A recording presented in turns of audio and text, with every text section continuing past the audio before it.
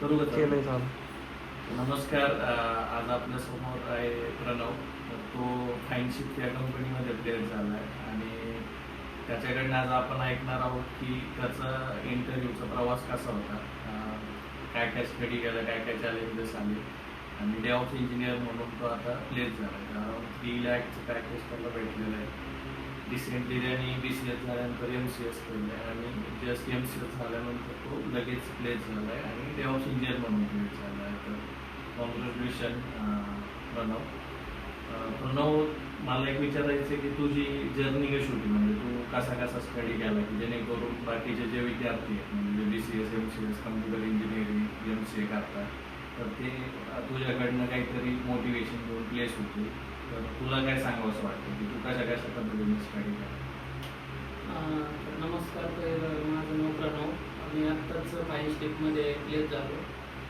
तर माझं एज्युकेशन नगरला झालं, बॅचलर ऑफ कॉम्प्युटर सायन्स. त्याच्यानंतर मी MCS केलं आणि माझं सगळं BCSच्या अगोदरचं एज्युकेशन मराठीमध्ये झालं होतं. म्हणजे 10वीपर्यंत माझं मराठी होतं. त्याच्यानंतर 12वीला सायन्स केलं मी आणि त्यानंतर BCS आणि त्यानंतर मग BCS झाल्यानंतर मी कोडिंगचे वगैरे लेक्चर केले सरांकडून. त्यांचे यूट्यूबला पण सेशन होते, त्यानुसार केले, क्लासेस वगैरे केले त्यांच्याकडे. त्याच्यामध्ये C++, जावा, स्प्रिंग बूट, UI, बॅकएंड. त्यानंतर मी डेव्हऑप्स वगैरे शिकलो. डेव्हऑप्समध्ये मला जास्त इंटरेस्ट आला.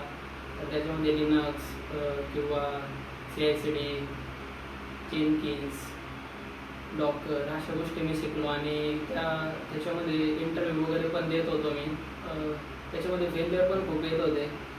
पहिलं तर क्वेश्चन वगैरे पण समजत नव्हते, कारण की मराठी बॅकग्राऊंडमधून आलेलो आणि त्याच्यामध्ये काही रिजेक्शन वगैरे पण फेस केले. आणि त्यानंतर अराउंड 10 to 15 इंटरव्ह्यू दिल्यानंतर माझं प्लेसमेंट झालं फाईनशिपमध्ये ॲज अ डेव्हऑप्स इंजिनियर. तर मला एक म्हणजे हे सांगत असताना तू थोडं तुझं फॅमिली बॅकग्राऊंड पण सांगू शकतो का, म्हणजे तुझे घरचे काय करतात किंवा? माझे घरचे आता आमचं नगरलाच आहे.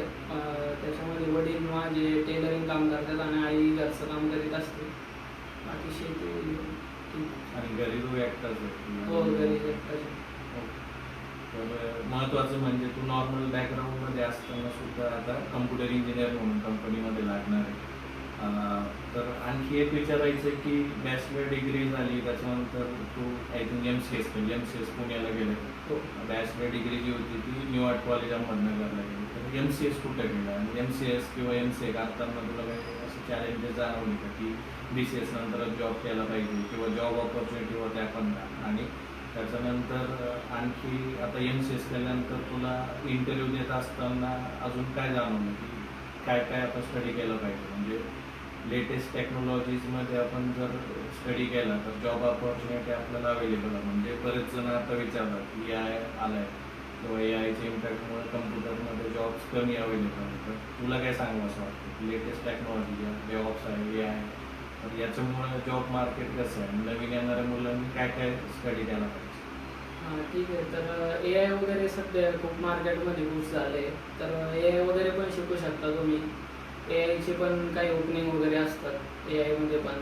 म्हणजे AI उलट जॉब क्रिएट करता अजून जास्त. म्हणजे त्याच्यामध्ये पण तुम्ही तुमचं करिअर करू शकता. त्याच्यामध्ये जनरेटिव्ह AI झालं, एजंटिक AI झालं आणि तर नवीन आत्ता क्लाउड AI कोड आलं आहे ते पण तुम्ही शिकू शकता.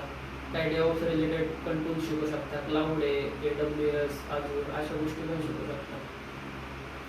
आता इंटरव्ह्यूमध्ये तू म्हणजे हा इंटरव्ह्यू आय थिंक तुझं MCS जस्ट संपलं, 1 महिन्यापूर्वी तुझं आय थिंक MCS संपलं, बरोबर?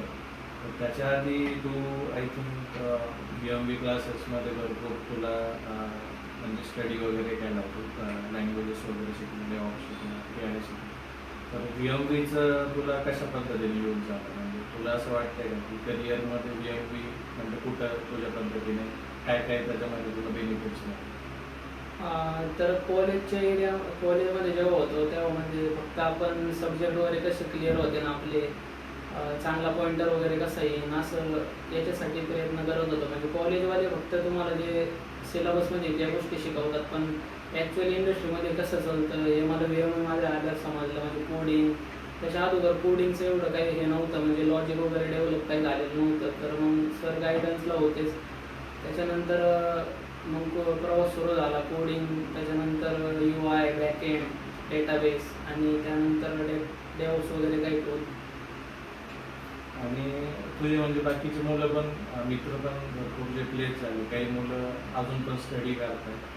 तर मी तर हेच सांगेल की डेव्हऑप्स, क्लाउड, AI या ज्या म्हणजे कटिंग एज टेक्नॉलॉजी ज्या आहेत त्या तुम्हाला आल्या पाहिजे. त्याच्यानंतर बेसिक जे आहे तर ते महत्त्वाचं आहे. कॉलेजमध्ये आपल्याला डिस्टिंक्शन जरी मिळालं किंवा फर्स्ट क्लास जरी मिळालं तरी पण जे कोर कन्सेप्ट आहेत जर बेसिक आपलं क्लिअर असेल तर AI आपण अजून चांगल्या पद्धतीने शिकून त्याचा यूज करू शकतो. आणि जॉबमध्ये तुम्हाला म्हणजे इंटरव्ह्यू तर द्यायचंच आहे, असं काही नाही की फर्स्ट इंटरव्ह्यूला होईलच. तर आय थिंक प्रणवचं पण बघितलं तर आय थिंक त्यांनी लास्ट 1 इयरपासून तो इंटरव्ह्यू देत होता. बऱ्याचदा रिजेक्शन पण येत होतं, कुठंतरी आपण डिमोरलाइज पण होत असतो. आणि त्याच्यानंतर आता त्याचं प्लेसमेंट फायनली झालं. तर बाणेरमधल्या फाईनशिप या कंपनीमध्ये त्याचं आता डेव्हऑप्स इंजिनियर म्हणून प्लेसमेंट झालेलं आहे. तर खूप सारे चॅलेंजेस याच्यामध्ये येत असतात. तर इंटरव्ह्यूमध्ये तुला काय जाणवतं की इंटरव्ह्यू कशा कशा पद्धतीने गेले आणि किती राऊंड त्याच्यामध्ये झाले? आता मे बी मी तुला फक्त फाईनशिपच विचारलं, पण त्याच्या आधी पण तू इंटरव्ह्यू दिली, तर तुला काय जाणवतं की इंटरव्ह्यूमध्ये आपण काय काय फोकस केलं पाहिजे? किंवा कम्युनिकेशन स्किल, प्रेझेंटेशन स्किल, म्हणजे अपार्ट फ्रॉम करिक्युलम मार्क आपले रिझ्यूमवरती तर आहेतच किंवा आपल्याला कॉलेजमध्ये डिस्टिंक्शन फर्स्ट क्लास मिळते, पण याच्या व्यतिरिक्त तुला असं काय जाणवतं की अजून आपण ॲज अ स्टुडंट किंवा ॲज अ बिगिनर करिअरमध्ये एंट्री करत असताना IT करिअरमध्ये तर काय काय फोकस करायला पाहिजे? पहिलं तर कम्युनिकेशन मस्ट आहे. कम्युनिकेशन चांगलं पाहिजे ना आपलं. त्यानंतर जे कोडिंग स्किल आहे ते पण चांगलं पाहिजे ना. अजून ॲप्टिट्यूड स्किल, कधी कधी कोणत्या राऊंडमध्ये तुम्हाला ॲप्टिट्यूड पण विचारलं जातं किंवा ग्रुप डिस्कशन आणि टेक्निकल इंटरव्ह्यू, त्याच्यामध्ये तुम्हाला प्रॅक्टिस पाहिजे. तुला काय काय प्रकारचे क्वेश्चन्स आले, म्हणजे आता तर मग- किती राऊंड झाले हे सांगशील? कशा पद्धतीने तू अप्रोच केलं हे पण महत्त्वाचं आहे. म्हणजे स्टडी तर आपण करतोच, पण आपल्याला त्या कंपनीमध्ये वॅकन्सी आहेत का, त्याच्यानंतर तिथं अप्लाय करणं, तिथपर्यंत रीच होणं किंवा याच्यापर्यंत जाणं, तर ह्या गोष्टी ॲज अ स्टुडंट आपल्याला करायला लागतात.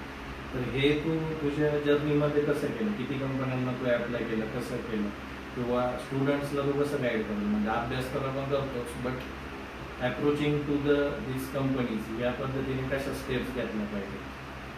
तर पहिलं हे भरपूर प्लॅटफॉर्म आहे याच्यामध्ये. लिंक्डइन, नोकरी किंवा ग्लासडोर असे भरपूर प्लॅटफॉर्म असतात. त्याच्यावरती तुम्ही तुमची प्रोफाईल बनवू शकता. तुम्हाला कोणत्या कोणत्या टेक्नॉलॉजी येतात ते मेन्शन करू शकता. त्यानंतर तुमचं 1 ते 2 तास डेली तुम्ही ॲप्लिकेशन सबमिट करायला करू शकता. ईमेल वगैरे याच्यावरचे फाइंड आउट करायचे, त्यांचे मोबाईल नंबर वगैरे कॉल करून चेक करू शकता तुम्ही. आणि असे भरपूर प्लॅटफॉर्म आहेत. ओके, पण ह्या कंपनीला तू कसं रीच आउट केलं आणि इंटरव्ह्यूमध्ये काय काय क्वेश्चन विचारले? तर ह्या कंपनीला मी रीच आउट केलं होतं लिंक्डइन थ्रू. त्यांची ओपनिंग पाहिली होती मी, डेव्हऑप्ससाठी ओपनिंग आहे. त्यानंतर मी मेल केला. त्यानंतर मला त्यांचा कॉल आला.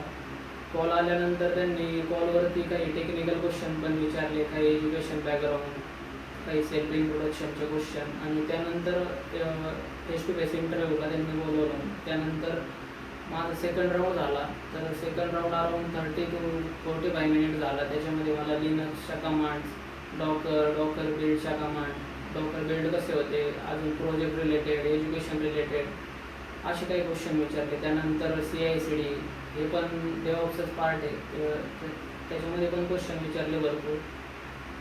आणि प्रोजेक्ट रिलेटेड पण क्वेश्चन. आणि त्यानंतर थर्ड राऊंड झाला. असे टोटल 3 राऊंड झाले माझे. त्या 3 राऊंडमध्ये भरपूर क्वेश्चन विचारले. म्हणजे डेव्हऑप्स रिलेटेडच क्वेश्चन होते सगळे. काही सिनारिओ क्वेश्चन होते, म्हणजे सिनारिओ रिलेटेड पण क्वेश्चन विचारले गेले. तर मला म्हणजे महत्त्वाचं हे सांगायला आवडेल की लिनक्स किंवा कोडिंग बेसिक हे जर असेल तरच आपण ह्या कटिंग एज टेक्नॉलॉजी शिकू शकतो. आणि आय थिंक जस्ट MCS करता करता त्याने म्हणजे क्लासेस वगैरे मार्फत या सगळ्या गोष्टी केल्या. आणि फक्त शिकणं हे महत्त्वाचं नाही, तर आपण स्वतः ते ट्राय करणं, आपल्या लॅपटॉपवर सेटअप्स असणं आणि इंटरव्ह्यूला पण अप्रोच करणं हे सगळं महत्त्वाचं असतं. तर आज एक कॉमन बॅकग्राऊंडमधून आलेला मुलगा IT मध्ये प्लेस होतो. मला आठवतं की म्हणजे 2 वर्षापूर्वी की रिच टू द मी आणि क्लास वगैरे चालू करण्याबद्दल आम्ही बोललो होतो. आणि त्याच्यासोबत बाकीचे पण मुलं होते ते आता IT करिअरमध्ये प्लेस झालेले आहेत. आणि कुठंतरी असं पण असतं की आपण दरवेळेस म्हणजे फास्ट प्लेसमेंट होईलच असं नाही. ज्यावेळेस तुमचं परफेक्शन होतं आणि स्टडी झालेला असतो, बऱ्याचदा तुम्हाला 6 मंथ लागू शकतात, 1 वर्ष लागू शकतं किंवा 2 महिने पण लागू शकतात किंवा जास्त पण टाईम लागू शकतो, पण आपल्याला ट्राय करायचा असतो. तर हेच मी त्याला पण सांगत आलो होतो किंवा म्हणजे याच्या आधी पण बऱ्याचदा काही ठिकाणी रिजेक्शन वगैरे पण व्हायचं.